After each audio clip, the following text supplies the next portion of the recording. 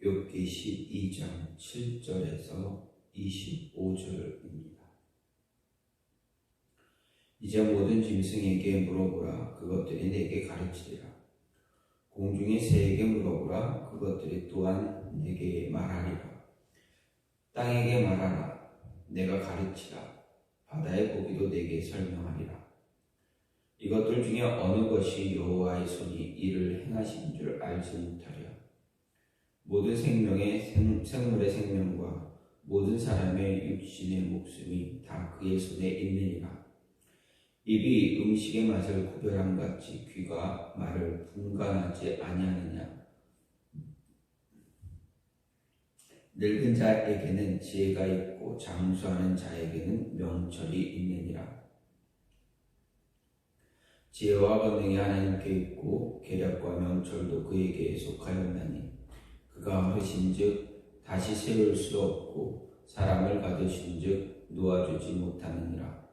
그가 물을 막으신즉 곧 마르고 물을 보내신즉 곧 땅을 뒤집나니 능력과 지혜가 그에게 있고 속은 자와 속이는 자가 다 그에게 속하였으므로 모사를 벌거벗겨 끌어가시며 재판장을 어리석은 자가 되게 하시며 왕들이 맹 것을 풀어 그들의 허리를 동이시며 제사장들을 벌거벗겨 끌어가시고 권력이 있는 자를 넘어뜨리시며 충성된 사람들의 말을 물리치시며 늙은 자들의 판단을 빼앗으시며 귀인들에게 멸시를 쏟으시며 강한 자의 띠를 푸시며 어두운 가운데서 은밀한 것을 드러내시며 죽음의 그늘을 광명한 데로 나오게 하시며 민족들을 커지게도 하시고 다시 멸하기도 하시며 민족들을 널리 퍼지게도 하시고 다시 끌려가게도 하시며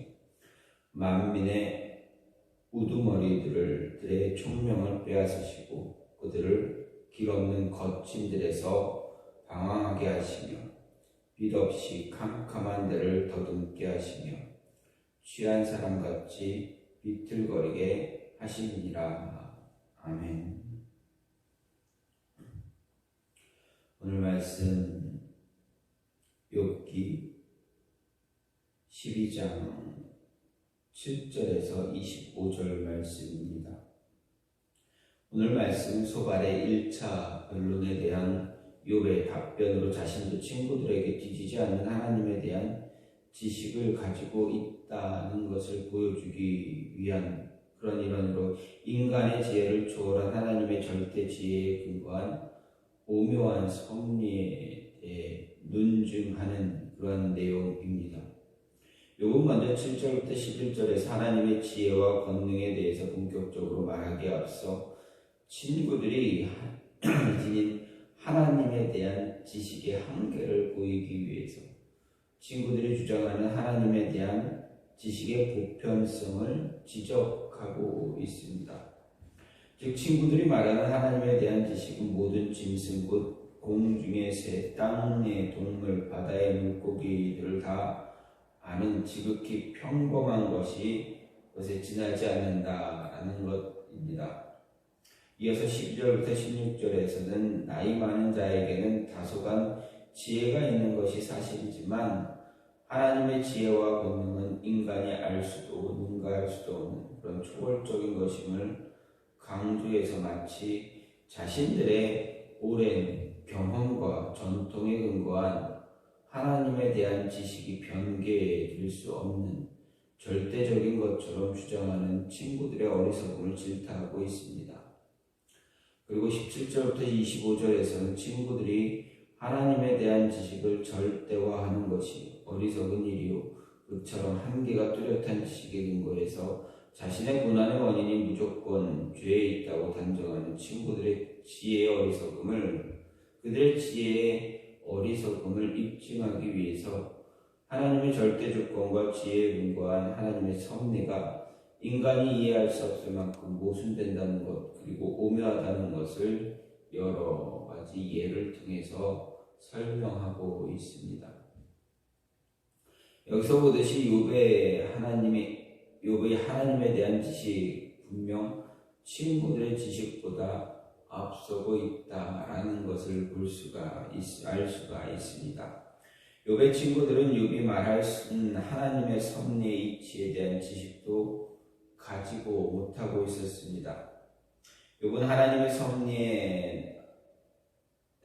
섭리에는 인간이 이해할 수 없는 모순되는 것처럼 보이는 측면이 있다는 것을 알았지만 친구들은 오직 하나님의 섭리를 인과응보적인 측면에서만 이해하고 있었습니다. 그러니 그들의 주장이 욥에게 설득력이 없다라는 것을 알 수가 있습니다. 그들이 욥의 친구들이 할 수 있는 것이라고는 무엇입니까? 욥을 정죄하고 회개하라고 강요하는 것밖에 없었습니다. 그들은 욥으로 하여금 고난을 당하게 하시는 하나님의 뜻에 별다른 이유가 있다라는 것, 또 다른 이유가 있다라는 것을 알지 못했습니다. 물론 고난의 원인을 알지 못하기는 욥도 마찬가지였습니다. 따라서 그도 지나치게 자신의 의만 주장하며 심지어는 의인에게 고난을 허락하신 이해하기 어려운 하나님의 섭리로 인해서 하나님을 불의한 분으로 몰고 가는 그러한 잘못을 범하기도 했다라는 것을 볼 수가 있습니다. 이런 모습에서 이런 말씀을 보면서 오늘 우리가 생각해서 볼 수 있는 것, 오늘 말씀을 통해서 우리가 조금 나눌 수 있는 것, 생각할 수 있는 것은 무엇인가 보게 되면 우리는 말을 가려 듣는 지혜를 가져야 한다라는 이야기입니다. 11절 말씀에 욥은 우리가 귀담아 듣지 않으면 안 되는 그런 이야기를 이야기해 줍니다. 바로 입이 음식의 맛을 구별한 같이 귀가 말을 분간하지 아니하느냐라는 말입니다. 욥이 여기서 말하고자 하는 것이 무엇인가 생각해 볼 때 바로 말을 가려서 듣는 지혜입니다. 그렇습니다. 말을 하는 것도 중요하지만 말을 들을 때 그것을 가려서 듣는 것, 그것도 매우 중요하다라는 것입니다. 그래서 욥은 이것을 우리가 음식의 맛을 분별하는 것과 연관시켜 표현하고 있습니다. 우리에게 음식이란 무엇입니까? 우리에게 음식이란 무엇인가? 건강에 절대적인 영향을 끼치는 것입니다. 그리고 혀가 왜 중요한가 생각할 때 이런 음식의 맛을 분별해낼 수 있기 때문이다라는 말씀입니다. 그런데 욥에 따르면 귀 역시 마찬가지다라는 것입니다. 음식은 단지 인간의 육체 건강과만 직결될 뿐이지만 말은 어떻습니까? 우리의 영혼, 인격, 행동, 이 모든 전반에 걸쳐 절대적인 영향을 끼치고 있음을 알 수가 있습니다. 우리에게 하나님 세상을 만드시고 그 만들어진 세상에서 최초의 범죄가 어디에서 시작되었습니까? 하와가 뱀의 말을 가려 듣지 못한 데서 시작이 되었습니다. 즉 하와가 말을 듣는 것에서부터 죄가 시작이 되어졌다는 것입니다. 듣지 말아야 할 말을 들었다라는 것입니다. 뱀이 와서 여자에게 가장 먼저 무엇을 말합니까? 하나님이 참으로 너희더러 동산 모든 나무 실과를 먹지 말라 하셨냐라는 것입니다. 여러분 생각해 보십시오. 언제 동산 모든 나무의 실과를 먹지 말라고 하셨습니까? 먹어라, 다 먹어라. 단 한 가지만 빼고 다 먹어라 말씀하셨습니다. 모든 실과를 먹을 수 있지만 선과 악을 알게 하는 나무의 실과만은 먹을 수 없다라고 하셨습니다. 따라서 뱀이 말을 살짝 바꾸었다는 사실을 우리는 알 수가 있습니다. 이렇게 해서 나중에는 말이 어떻게까지 왜곡이 됩니까? 너희가 결코 죽지 아니하리라. 너희가 그것을 먹는 날에는 너희 눈이 밝아 하나님과 같이 되어 선악을 알 줄을 하나님이 아신다라고 이렇게 말이 바뀌게 됩니다.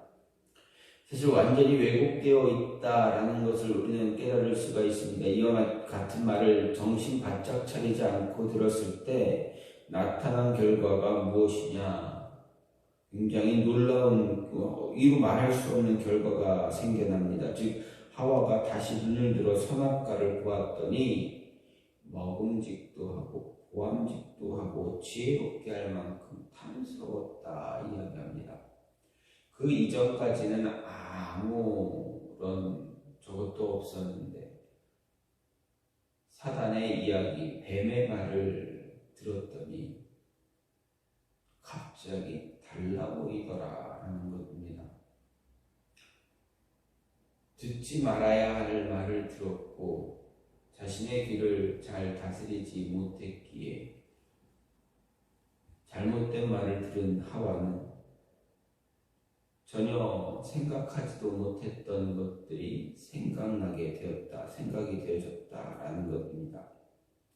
바로 이것입니다. 사람이 누구에게 어떤 말을 듣느냐에 따라서 같은 내용이라 하더라도 다르게 보인다라는 것입니다. 예를 들어 아무리 말씀을 잘 전하는 목회자가 있다고 해도 다른 곳에서 이상한 말 한 번 듣고 온 사람들에게 그 목회자는 정상적으로 보이지 않게 됩니다. 그러다 보니 불신앙에도 빠지게 되고 이단에도 빠지게 되는 것입니다. 따라서 우리가 이러한 일을 방지하기 위해서는 반드시 듣는 일에 분별력을 가져야 합니다. 그렇습니다. 늘 듣고 배우는 자세 좋고 아름답지만 그것도 분별력이 있어야 한다라는 것입니다. 분별력 없이 무조건 많이 듣고 열심히 듣다 보면 어떻게 됩니까? 문제가 생깁니다. 너무 많이 들어도 문제가 생깁니다. 오죽하면 사도 요한이 이르기를 세상에는 거짓 선지자가 많이 나왔으니 시험하여 보라라고까지 했는가 생각할 수가 있습니다. 그렇습니다. 이렇게 세상은 이미 우리가 생각하듯 간단하지 않습니다. 우리는 지금 말세 마지막 때를 살아가고 있습니다. 따라서 열심히 듣되 늘 분별력 있게 들어야 한다. 정말 들어서 나에게 유익된 것인가? 혹시 우리의 모습을, 우리 영혼을 빼앗아가기 위해서 노력질하기 위한 그런 사단의 농간인가? 라는 것. 성도와 성도, 사역자와 성도 사이를 이간시키기 위한 말은 아닌가라는 것 잘 가려듣고 분별력 있게 행동해야 한다라는 것입니다. 이런 말에 관한 말로 인해서 교회를 가장 힘들게 하고 있는 그런 단체가 어디입니까? 바로 신천지입니다. 신천지의 예전 과거에 가장 크게 사용했던 교회를 무너뜨리는 방법은 말을 통해서 성도와 성도 간의 이간질을 시키고 성도와 목회자 간의 이간질을 시키게 됩니다. 그냥 다 듣고 있는 자들, 연약한 자들, 그들에 의해서 성도와 성도 간에 어떠한 분열이 일어나고 성도와 목회자 간의 분열을 만들어 주장해서 나중에 교회를 자신들의 것으로 바꾸어 나가는 그러한 모습을 갖지 않았습니까? 그러한 모습으로 교회들이 많이 무너지지 않았습니까? 따라서 우리는 듣는 것에 말하는 것에도 분별력이 있어야 되겠지만 듣는 것에도 분별력이 있어야 한다라는 것 잊지 말아야 합니다. 우리의 귀를 하나님의 말씀을 통해서 잘 간직할 수 있는 하나님의 은혜를 잘 받아들일 수 있는 그런 모습을 가져야 합니다. 또 한 가지는 우리는 하나님이 우리 인생에서 가장 의지할 만한 가장 유일한 대상임을 잊지 말아야 합니다. 우리의 귀가 분별력이 있어야 우리의 귀가 분별력을 가져야 하는 것뿐만 아니라 우리의 인생에서 우리가 의지할 수 있는 분이 오직 하나님밖에 없다라는 것입니다. 17절에서 마지막까지는 초월적 지혜에 근거한 하나님의 섭리가 인간의 지혜로운 우리의 지혜로는 이해할 수 없을 만큼 모순되기도 하고 오묘하다라는 것을 여러 가지의 예를 들어서 입증하고 있습니다. 17절은 그 첫 번째와 두 번째 예를 제시하고 있습니다. 먼저 욥은 하나님께서 모사를 벌거벗겨 끌어가신다 말합니다. 여기서 모사라는 것은 지도자 혹은 카운슬러를 이야기합니다. 우리에게 상담을 해주고 좋은 말을 해주는 사람입니다. 유능한 사람입니다. 똑똑한 사람입니다. 모든 사람에게 존경을 받는 사람입니다. 그런데 이런 모사를 벌거벗겨 끌어가신다라는 말씀의 의미가 무엇일까 생각해보면 그가 아무리 유능하고 똑똑하더라도 하나님께서는 그를 능히 내동댕이 칠 수 있는 분이다라는 것입니다. 사도 바울은 고린도전서 1장 20절에서 지혜 있는 자가 어디 있느냐 선비가 어디 있느냐 하나님께서 이 세상의 지혜를 미련케 하신 것 아니냐라고 반문했습니다. 여러분 사도 바울이 왜 이런 말을 했는가 생각해 볼 때 우리는 세상에 지혜 있는 자를 깊이 신뢰하는 면이 있다는 것입니다. 세상에서 지식 있는 자의 말을 경청하는 면이 참 많습니다. 지금도 TV나 신문 보도를 보면 전문가의 견해를 내보내거나 싣는 경우가 굉장히 많습니다. 우리 자신도 전문가의 조언이라면 대단히 중요하게 생각합니다. 물론 그 자체가 잘못되었다라고 할 수 없습니다.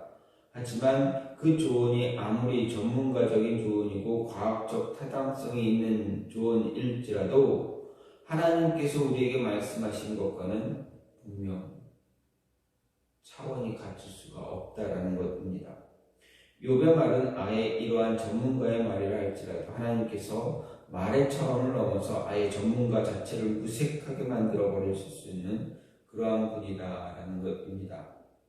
물론 고린도전서 1장 20절에 사도 바울의 말도 이와 동일한 내용을 이야기합니다. 이것은 상당히 도전적인 말씀이 아닐 수 없습니다. 왜냐하면 바로 오늘 우리 역시 세상의 그 어떤 전문가의 말보다 하나님의 말씀, 하나님만을 집중해서 경외하고 섬기고 그 말씀만을 따라 살아야 한다는 것을 말해주고 있기 때문에 그렇습니다. 그 한 예로 애굽의 바로를 옆에서 도왔던 그런 술사들을 볼 수가 있습니다. 그들 역시 처음에는 모세와 아론이 보인 재앙을 따라하는 듯 했지만 이 재앙부터는 따라하지 못했습니다. 그리고 급기야 독종 재앙 때에는 자신들의 재앙의 해를 받아 모세 앞에 서지 못했다라는 것입니다. 또 비슷한 예로 이스라엘 백성들을 저주하기 위해서 발락의 초청을 받고 간 발람의 경우도 그렇습니다. 자신의 의지와 상관없이 저주는커녕 축복만 하고 마침내는 그 자신이 하나님의 징계를 받아 죽게 되는 사실을 우리는 성경을 통해서 확인하게 됩니다. 또 예수님을 십자가에 못 박기 위해 이리저리 악한 꾀를 지어냈던 당대의 모사들의 경우도 그렇습니다. 당장 그들의 계획대로 성공한 것 같았지만 마침내 예수님께서 부활하심으로 인해서 그들이 어리석음과 악함만 세상에 드러냈을 뿐입니다. 그들로 말미암아 우매한 이스라엘 백성들만이 나라를 잃고 2000년을 헤매는 그런 불행을 겪어야 했습니다. 물론 여기서 악한 모사들만을 소개해서 그렇지 비록 선한 모사들의 모략도 마찬가지다라는 것입니다.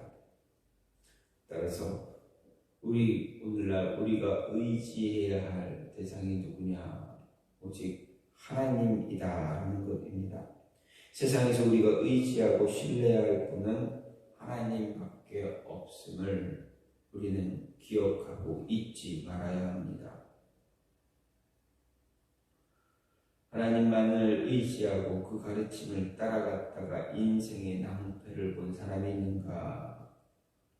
아무리 보아도 그러한 사람은 없다라는 것입니다. 따라서 우리는 우리의 모든 것을 내려놓고 오직 하나님, 사람을 의지하고 사람을 따라가는 것이 아니라 사람의 이야기에 집중하기보다는 하나님의 말씀에 집중하고 하나님만 의지하고 따라갈 수 있는 모습이 우리에게 필요함을 잊지 말아야 합니다. 오늘 말씀은 욥이 자신의 친구들에게 이야기하는 그 말씀을 통해서 생각해 보았습니다. 그 말씀 가운데 욥의 이야기 가운데 우리가 생각할 수 있는 것은 귀가 있다고 해서 모든 것을 다 들어야 하느냐? 그렇지 않다. 듣지 말아야 할 것은 듣지 않는 것이 좋다. 구별할 수 있는, 선별해낼 수 있는 그런 능력을 우리가 가져야 합니다. 또한 우리의 인생은 오직 하나님만 의지해야지 사람의 말, 사람의 어떤 좋은 사람을 의지하는 그런 모습은 갖지 말아야 한다. 사람을 의지하기보다는 오직 하나님을 의지할 수 있는 하나님만이 우리의 유일한 의지할 대상임을 잊지 말아야 한다라는 이야기입니다.